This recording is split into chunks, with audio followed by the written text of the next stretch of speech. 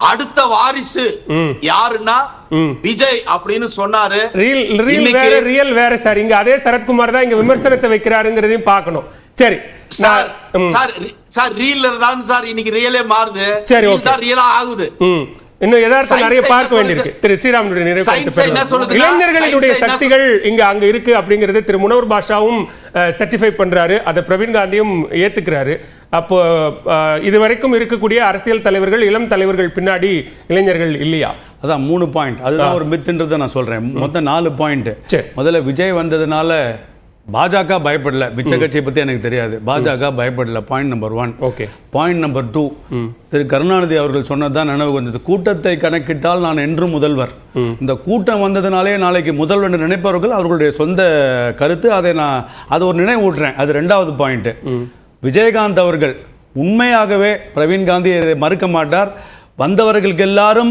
வந்தவர்கள் எப்போ வந்தாலும் சாப்பாடு போட்டு ஏழைகளோடையே உண்மையாக வாழ்ந்து அவர்களுடைய கலந்து மாபெரும் இரு சக்திகள் ஜெயலலிதா, கருணாநிதி அவர்கள் இருந்தபோது அரசியலுக்கு வந்து 8% வாக்கை பெற்றார்.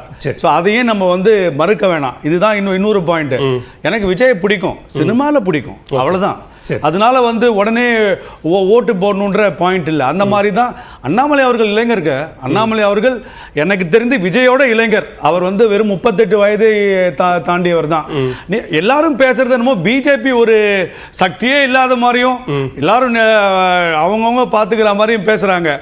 பிஜேபி இன்று பேசுபவர்கள் 2026 என்டிஏ கூட்டணியாக வந்தால்தான் இங்கே வர முடியுமே தவிர இந்த கட்சி தொடங்கி ஒரு அரசியல் எலெக்ஷனை கூட பார்க்காம இருப்பவர்களை ஏற்றுக்கொண்டெல்லாம் பாஜக என்றும் போகாது என்பதில் மாற்று கருத்து. முக்கியமான ஸ்டேட்மெண்ட் சொல்லியிருக்கீங்க. சரி, திரு பிரவீன் காந்தி, இங்க விமர்சனங்கள்ல பார்ஷியாலிட்டி இருக்கா? ஒரு கட்சிகளை மட்டும் விமர்சிக்கிறது, மத்தியில் ஆளும் கட்சி, மாநிலத்தில் ஆளும் கட்சி, கொள்கை எதிரியாகவும் அரசியல் எதிரியாகவும் பார்க்கப்படக்கூடிய கட்சிகளை மட்டும் விமர்சிக்கிறது, அதே நேரம் மற்ற கட்சிகள் மேலே ஏன் விமர்சனம் இல்லை அப்படிங்கிறது ஒரு கேள்வி.